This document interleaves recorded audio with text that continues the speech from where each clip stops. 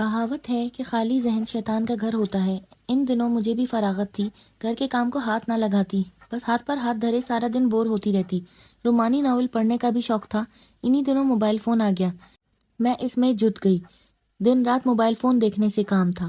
والدہ منع کرتی کہ اتنا مت دیکھا کرو، شاید انہی چیزوں کا اثر ہوا کہ مجھے اپنے ہمسائے سے محبت ہو گئی، جو 5 بچوں کا باپ تھا۔ میرا تعلق پنجاب کے ایک معزز گھرانے سے تھا، جبکہ وہ غیر برادری کا تھا اور ہمارے برابر والا مکان اس نے کرائے پر لیا ہوا تھا۔ یہ محبت اتنی اچانک اور اندھی ہوئی کہ جیسے آندھی اٹھی ہو، اور مجھے کچھ سجھائی نہیں دیتا۔ ایک ماہ کے اندر ہی زندگی کا سب سے بڑا فیصلہ کر لیا۔ یہ تو سچ تھا کہ والدین کی نظروں میں یہ رشتہ غیر موزوں ہے اور وہ کسی صورت ماجد سے میری شادی نہ کریں گے۔ عمروں کا اتنا فرق اور اوپر سے سوتن اور اس کے 5 بچے۔ اس کا گھر تو کرائے کا تھا۔ ان حالات میں کوئی عقل کی اندھی بھی ہو تو ایسے آدمی سے شادی نہ کرے، لیکن میری عقل کے تو سارے چراغ بجھ گئے تھے۔ میں صرف اس وجہ سے ماجد سے مرغوب ہو گئی تھی کہ وہ میرے حسن کی بہت تعریف کرتا تھا۔ قصہ یہ تھا کہ اس کی سب سے بڑی بیٹی علیقہ نے اسی اسکول میں داخلہ لے لیا جس میں پڑھتی تھی۔ اس طرح ہم ساتھ آنے جانے لگے۔ علیقہ کو ماجد اسکول چھوڑنے اور لینے آتا تھا۔ پہلے ہمارے والد اور کبھی ملازمہ چھوڑنے چلی جاتی تھی۔ جب علیقہ کا ساتھ ملا تو اسی کے ساتھ آنے جانے لگی۔ اس طرح اس کے گھر بھی جایا کرتی تھی۔ وہاں ماجد مجھ سے باتیں کرنے لگتا اور میری بہت تعریف کرتا۔ ایک روز اس کی بیوی بیمار ہو کر میکے چلی گئی۔ دراصل وہ اپنے 5ویں بچے کو جنم دینے گئی تھی۔ گھر میں اس کے چاروں بچے بوڑھی دادی کے پاس تھے۔ ماجد کو مجھے گھیرنے کا موقع مل گیا۔ وہ ایک خوبصورت شخص تھا، قد کاٹ سے، صورت شکل اور شخصیت سے بھی وجیح تھا۔ چرب زبان کمال کا تھا اور میں ٹین ایج میں تھی۔ اسے اپنا آئیڈیل بنا لیا اور اس کی میٹھی زبان کے گھیرے میں آ گئی۔ اس کی بیوی میکے میں ہی تھی۔ ایک روز اسکول جانے کے بہانے ماجد کے ساتھ اکیلی چلی گئی اور اس سے نکاح کر لیا۔ نکاح کے بعد مجھ پر گھر والوں کا ایسا خوف غالب آیا کہ گھر سے ہی نکل گئی۔ جوان بیٹی اچانک گھر سے نکل بھاگے تو یہ والدین کے لیے مرنے کا مقام تھا۔ بہرحال ایک ہفتے کی تگ و دو کے بعد گھر والوں نے مجھے تلاش کر لیا۔ والد صاحب زاروں قطار روتے ہوئے مجھے گھر لے آئے۔ آنسوؤں سے ان کی سفید داڑھی بھیگ گئی تھی۔ ماں بھی دیوانی سی ہو رہی تھی۔ مجھے گھر لا کر والد صاحب نے مارا پیٹا نہ بے عزتی کی، بلکہ تحمل سے سمجھایا کہ بیٹی کم سے نادان ہو، ماجد سے نکاح کرنا تمہارا جذباتی فیصلہ ہے، وہ 5 بچوں اور بیوی والا ایک شادی شدہ مرد ہے، تم فوراً اس سے رشتہ ختم کر لو، یہ سراسر غلط فیصلہ ہے، تمہیں چند دنوں بعد ہی اس پر پچھتانا پڑے گا۔ میرے سر پر تو عشق کا بھوت سوار تھا اور عقل پر پردے پڑے ہوئے تھے۔ میں کوئی ساہوکار کی بیٹی نہ تھی، بس ہم عزت دار لوگ تھے۔ آنکھوں پر محبت کا ایسا گہرا رنگ چڑھا کہ میں نے والد صاحب کی بات سے صاف انکار کر دیا۔ ماجد کے ساتھ زندگی گزارنے کا پختہ ارادہ ظاہر کیا۔ گھر کا جو فرد مجھے سمجھاتا میں اس کی بات سمجھنے کے بجائے رو رو کر ہلکان ہو جاتی تھی، یہاں تک کہ خودکشی کرنے کی نوبت پہنچ گئی۔ تب وہ مجبور ہو گئے اور عزت کے ساتھ برادری والوں کے سامنے میری رخصتی کر دی، کیونکہ ابھی تک میرے نکاح اور گھر سے غائب رہنے کا علم کسی کو نہ ہوا تھا۔ باپ نے اپنی عزت بچائی اور میں شادی ہو کر باقاعدہ دلہن بن کر سسرال آ گئی۔ جب ماجد کی پہلی بیوی میکے سے آئی تو حیران رہ گئی کہ اس کی بیٹی کی ہمجماعت اس کی سوتن بن کے آ چکی ہے۔ اس وقت میری نندوں اور ساس نے میرا ساتھ دیا، کیونکہ وہ ماجد سے محبت کرتی تھی، اسے اپنا ہی سربراہ دکھ سکھ کا سہارا سمجھتی تھی۔ انہوں نے ماجد کی خوشی کی خاطر نہ صرف مجھے قبول کیا بلکہ میرے لیے ڈھال بھی بن گئی۔ اب میں نے شرط رکھی کہ مجھے علیحدہ گھر رکھیں گے، میں سوتن کے ساتھ نہ رہوں گی۔ انہوں نے یہ شرط مان لی اور پہلی بیوی کو دوسرے کرائے کے مکان میں بچوں کے ساتھ منتقل کر دیا اور میں نندوں دیور ساس کے ہمراہ رہنے لگی۔ ماجد ادھر بھی رہتے تھے، پہلی بیوی بچوں کو بھی وقت دیتے تھے۔ ان کی زندگی 2 حصوں میں بٹ گئی۔ میں یہی سمجھ رہی تھی کہ بس وہ میرے ہیں، صرف مجھ سے ہی محبت کرتے ہیں۔ پہلی بیوی کے پاس تو صرف رسم دنیا نبھانے کو جاتے ہیں۔ 6 ماہ بعد ہی پتہ چل گیا کہ ایسی شادی کا انجام کیا ہوتا ہے اور گھر سے بھاگ کر آنے والی کی سسرال میں کیا عزت ہوتی ہے۔ بات بات پر گھر سے بھاگی ہوئی لڑکی کے تانے ملتے، بھاگی ہوئی کہہ کہہ کر سسرالیوں نے میرا جینا حرام کر ڈالا۔ میں گھر کا کھانا بنانے میں تو ساس کا ہاتھ بٹاتی تھی، مگر مجھے ناشتے کے وقت اٹھا نہیں جاتا تھا، کیونکہ والدین کے گھر رات میں دیر رات تک موبائل دیکھتی تھی، تب صبح بھی دیر سے اٹھتی تھی۔ سویرے جلد اٹھنے کی میری عادت ہی نہیں تھی، جبکہ ساس کہتی کہ تم جلدی اٹھا کرو اور ناشتہ تم سب کے لیے ہی بنایا کرو۔ ماجد اور میرے دیور صبح 7 بجے گھر سے چلے جاتے تھے، ساس فجر کے وقت اٹھ جاتی تھی، مگر میرے لیے اتنی جلدی اٹھنا آسان امر نہ تھا۔ اٹھ بھی جاتی تو تھوڑی دیر جاگنے کے بعد پھر سو جاتی اور 11 بجے تک سوتی رہتی۔ اس بات پر ساس مجھ سے خفا رہنے لگی۔ ایک روز انہوں نے مجھے صبح 5 بجے جگایا اور کہا کہ آج تم نے سب کا ناشتہ تیار کرنا ہے، کیونکہ میری طبیعت ٹھیک نہیں ہے۔ یہ کہہ کر وہ فجر کی نماز پڑھ کر سو گئی۔ میں اٹھی، چائے بنا کر پی تاکہ آنکھیں پوری طرح کھل جائیں، نیند کا خمار دور ہو۔ دودھ کا پتیلا نکال کر چولہے پر رکھا اور صوفے پر لیٹ گئی کہ یہ ذرا گرم ہو جائے تو چائے بناتی ہوں۔ صوفہ پر لیٹتے ہی گہری نیند نے آ لیا۔ خبر نہ ہوئی کہ کب دودھ ابل ابل کر چولہے میں گرا، چولہا بھر گیا۔ जले दूध की बू सारे घर में फैली और गैस भी लीक होती रही क्योंकि चूल्हा बुझ गया और बटन ऑन था। सभी के नथनों में ये नागवार बू पहुंची। हर कोई खांसता हुआ अपने कमरे से निकला। सास भी उठ गई। किचन में जाकर देखा तो अजीब बर्बादी का समा था। वो गुस्से में आपे से बाहर हो रही थी। इस रोज माजिद भी घर पर न थे। वो पहली बीवी के पास गए हुए थे। बस सास ने मुझे जब काउच पे बेखबर सोते देखा और गुस्से से भूखी शेरनी की तरह झपट पड़ी और मुझ नींद के खुमार से भरी आंखों वाली को धक्के देकर घर से निकाल दिया। इतनी सुबह कहाँ जाती। साथ में अम्मा बाबा का घर था जिसका दरवाजा इस वक्त खुला हुआ था और वालिद फजर की नमाज पढ़ने मस्जिद गए हुए थे। सर पर ओढ़नी ना पैर में जूती माजिद के घर से निकलकर अपने मालिक के मकान में चली गई। लड़खड़ाते कदमों से डरते और रोते हुए इस घर की दहलीज पार की जहाँ से एक रोज बगैर वालिदैन की इज्जत का ख्याल किए निकल पड़ी थी। रोते कांपते देखकर मोहब्बत से मजबूर ममता की मारी ने मुझे पनाह दी और अपनी बाहों में ले लिया। ये वही घर था जिसको मैंने मोहब्बत की चकाचौंध में ठोकर मार दी थी।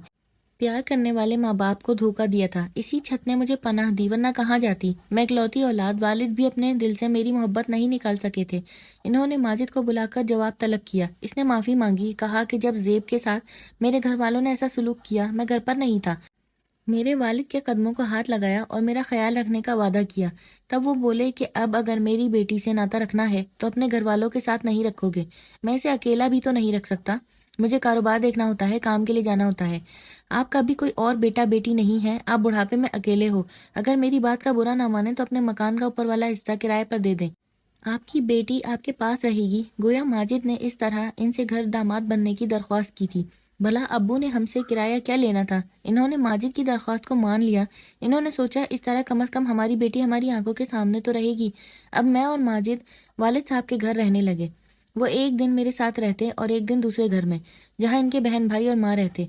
अपनी पहली बीवी और बच्चों को भी इनके हमरा दोबारा से रख लिया था कि वो भी अकेले ना रहें और दो घरों का किराया भी ना देना पड़े। मेरे वालिदैन के घर में माजिद मेरा हर तरह से ख्याल रखते और मेरे माँ बाप के साथ भी इज्जत और एहतराम के साथ पेश आते, लेकिन घर का खर्चा ना देते। हमारा तमाम खर्चा मेरे वालिद ही उठाते। इस पर भी अब्बू चुप रहे कि इनकी कमाई खाने वाला कोई दूसरा कौन था। मैं ही तो इनका सब कुछ थी। पहले या बाद में इनके सब असासे मेरे ही तो थे। जिंदगी आराम सुकून से गुजर रही थी। माजिद रोजाना अब्बू की गाड़ी पर मुझको सैर कराने ले जाते। अपनी गाड़ी इन्होंने दूसरे घर और बच्चों के लिए रखी हुई थी। हमें जहाँ कहीं जाना होता अब्बू से कहती, वो मुझे अपनी गाड़ी दे देते। वो बहुत ठंडे दिमाग के इंसान थे। चाहते थे बेटी और दामाद में झगड़ा ना हो, लोग ना सुने और हम पर ना हंसे। बेशक रुपया पैसा खर्च हो लेकिन इज्जत खराब ना हो। मैके में मेरा 1.5 साल आफियत से गुजर गया। एक दिन अचानक 5 मर्द हमारे दरवाजे पर आए। वालिद साहब ने दर खोलकर सवाल किया, आप कौन लोग हैं, किससे मिलने आए हैं। वो कहने लगे, आप ही से मिलने आए हैं। हम माजिद के दोस्त हैं और उसके बारे में बात करने आए हैं। वालिद साहब घबरा गए, बोले घर पे नहीं है। आने वाले लोग कहने लगे, ठीक है वो घर नहीं है लेकिन रहता तो यहाँ ही है। इसी ने आपकी तरफ भेजा है। आप हमारी बात सुन लें। अब्बू घबराए हुए थे। माजिद के इतने दोस्त क्यों आ गए। मेरे दामाद को तो कुछ नहीं हो गया। खैर इन्होंने कुछ सोचकर इन लोगों से कहा, जरा ठहरिए, मैं माजिद को फोन मिलाकर आपकी बात करवाता हूँ। वालिद साहब जेब से फोन निकालने लगे तो ये गुंडे इनको धक्का देकर घर के अंदर दाखिल हो गए। ये रात 8 बजे का वक्त था। वो रकम का मुतालबा करने लगे। आपके दामाद पर हमारा 40 लाख का कर्ज है। आप इसके सरबराह हैं तो इसके कर्ज की अदायगी भी आपकी जिम्मेदारी है। या तो इस रिश्ते से इनकार कर दें कि वो आपका दामाद नहीं है और इस घर में नहीं रहता, या फिर इसका कर्जा चुकता करें। अब हम ज्यादा सब्र नहीं कर सकते। मेरे वालिद साहब ने बहुत कहा कि इसको आने दें, रूबरू बात हो तो इस मसले का हल निकालते हैं, मगर इन्होंने एक ना सुनी। वो कह रहे थे कि बेवकूफ बूढ़े, इसने तो हमको तुम्हारे घर का रास्ता दिखाया है कि जाओ मेरे ससुर से रकम ले लो, वही मेरे सरपरस्त हैं। मेरे वालिद ने कहा कि मैं ऐसे कैसे आप लोगों को रकम दे दूं। मुझे इसके कारोबार के बारे में कुछ मालूम नहीं और ना आप लोगों को जानता पहचानता हूँ। इन्होंने कहा हम खुद तुम्हारी से बात करवा देते हैं। इन्होंने फोन में आकर माजिद से बात की और कहा कि तुम हमारा तारुफ करवा दो। फोन मेरे वालिद साहब के कान पर रख दिया। माजिद ने अब्बू से कहा, ये लोग मेरे कारोबारी शरीक हैं, जितनी रकम दे सकते हैं इस वक्त इनको दे दें, मैं घर आकर आपको दे दूंगा। इस वक्त मैं नहीं आ सकता, किसी मुश्किल में फंसा हुआ हूँ। ये कहकर फोन बंद कर दिया।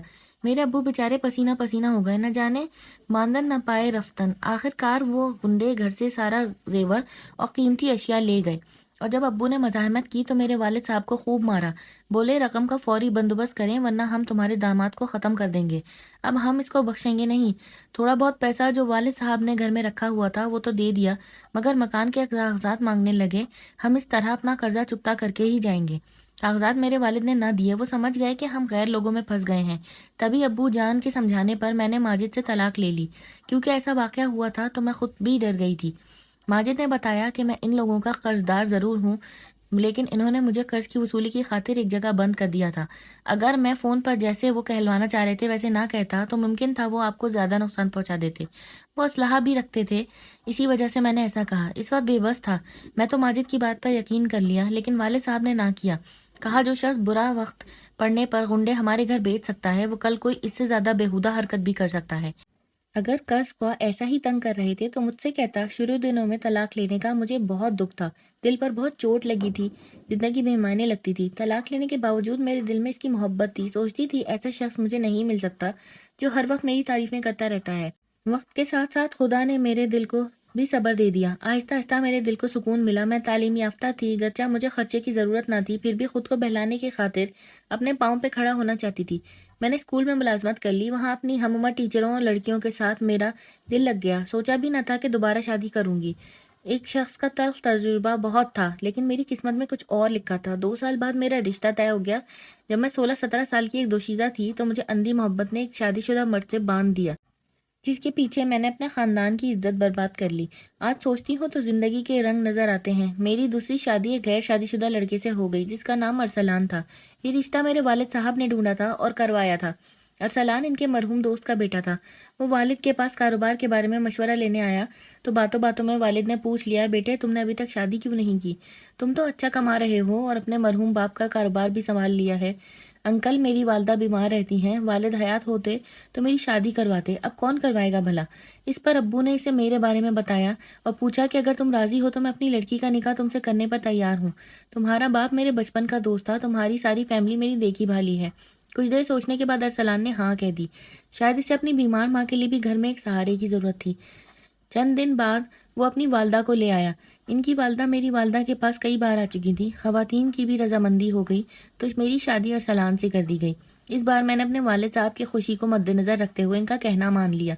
मेरे वालिद की पसंद मेरे लिए मुबारक साबित हुई। अरसलान इनकी कदर करते और मेरी भी। वो बहुत अच्छे इंसान साबित हुए। अब मुझे दूसरी शादी करके कोई पछतावा ना था, सिवाय इसके कि मैं अगर माजिद के साथ घर से भागकर शादी ना की होती तो ये मेरी पहली शादी होती। अरसलान के घर में पहली बार माँ बनी। मेरे गुलशन में वो खूबसूरत फूल खिले जिनकी महक ने घर को मुअत्तर कर दिया। पहली गलती के बारे में अब सोचना तक नहीं चाहती थी। माजिद के साथ मोहब्बत दरअसल मेरे लिए यादों का नासूर थी। वो मोहब्बत नहीं, मेरे दिमाग का फतूर था। काश हम लड़कियां अपने खूबसूरत सपनों में डूबी रहती हैं, अकल से काम लिया करें। मैं तो कहती हूँ किसी लड़की को इस कम उम्र में अपनी मर्जी से शादी ना करनी चाहिए, क्योंकि वो इस वक्त नापुख्ता जहन की मालिक होती है। कम तालीम याफ्ता कम से कम 22 साल की उम्र के बाद कोई दाना लड़की अपनी किस्मत का फैसला सही कर सकती होगी। हम अपने बुजुर्गों का साथ हो तो शादीशुदा बेटी भी छप्पर छांव की तरह रहते हैं, दुख सुख में इसका साथ भी देते हैं और ससुराल वालों को भी इल्म होता है कि लड़की लावारिस नहीं, इसके वारिस हैं। हम इससे अगर ज्यादती होगी तो वो पूछगछ करने आ जाएंगे। यूं भी औरत की राह कांटों से भरी होती है और लड़कियां इस चक्कर में बर्बाद हो जाती हैं। मैं खुशकिस्मत थी कि ठोकर खाकर वालिदैन की तरफ मुड़ी तो इन्होंने गले से लगा लिया, मगर मेरी स्कूल की उस्तानी जिससे मेरी दोस्ती हो गई थी, इसका नसीब मेरे जैसा न था। इसके महबूब ने शादी का वादा करके इसे बीच मझधार में छोड़ दिया। वो मुसीबत का वक्त तो किसी तरह मिल गया, मगर इसके बाद फिर शादी न हो सकी और वो भी दूसरी जख्म खोरदा लड़कियों की तरह राह इश्क की कठिन मुसाफत में काम आ गई। इस राह इश्क में कोई फना हो जाता है, कोई ठोकर खाकर संभल जाता है। जब वालिदैन ने इसे कबूल ना किया तो एक नेक तबीयत लेडी डॉक्टर ने इसे पनाह दी और फिर इसे अपनी सहेली के सुपुर्द कर दिया जो स्कूल की प्रिंसिपल थी। निदा FA पास थी। खातून प्रिंसिपल ने न सिर्फ इसे अपनी बेटी बनाकर अपने घर में रख लिया बल्कि अपने स्कूल में टीचर लगा दिया। इस तरह वो अपने पाँव पर खड़ी हो गई और तालीम भी जारी रखी। इसके कई रिश्ते आए। प्रिंसिपल ने निदा को समझाया कि तुम घर बसा लो, मैं तुम्हारी शादी करवा देती हूँ, वो एक माँ की तरह तुमको रुखसत कर दूंगी। मगर निदा राजी ना हुई। एक बार शादी के ख्वाब में फंसकर अपनी पाकीज़गी गंवा चुकी थी।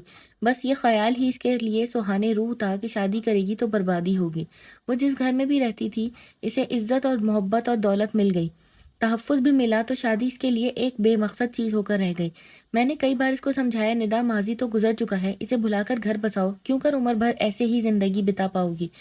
اس کا جواب ہوتا میں ایسے ہی ٹھیک ہوں، کبھی ضرورت محسوس کی تو سوچوں گی، مگر ابھی میرا بات پر دل آمادہ نہیں ہوتا، لگتا ہے کہ میرا دل میری خواہشات تک مر چکی ہے، میں تو بچوں میں مصروف ہو گئی، شادی کے بعد اسکول کی جاب بھی چھوڑ دی، شروع میں ندا سے ملاقات رہی، بعد میں ملاقات بھی نہ ہو پاتی، ایک دن وہ اچانک مل گئی، میں نے اس سے پوچھا شادی کی ہے ابھی تک یا اپنی ضد پر قائم ہو؟ بولی دل پہلے آمادہ نہ ہوتا تھا، جب دل کو آمادہ کیا تنہائی مٹانے کے لیے شادی کی ضرورت محسوس ہوئی تو عمر بہت آگے سے رکھ چکی تھی، اب رشتے تو نہ آتے تھے، پرنسپل امی نے خود بھی کوششیں کی لیکن بات نہ بنی، پرنسپل امی بوڑھی ہیں، ان کو میری ضرورت ہے، ان کو چھوڑ کر کیسے جا سکتی ہوں، ان کی خدمت میں وقت کٹتا رہا، اب 45 سال کی ہو گئی ہوں، پرنسپل امی بھی فوت ہو گئی ہیں، ان کے بیٹے اور بہو کے ساتھ رہتی ہوں، وہ مجھ کو اسی طرح عزت اور محبت سے رکھے ہوئے ہیں جیسے ان کی امی رکھتی تھی، ان کا اسکول بھی میں سنبھالتی ہوں، ان کی جگہ پرنسپل ہوں، جب آئینہ دیکھتی ہوں تو آئینہ کہتا ہے 2-4 سال میں بوڑھی ہو جاؤں گی، اس عمر میں شادی کی کیا ضرورت ہے؟ ندا کا یہ جواب سن کر میں لاجواب ہو گئی۔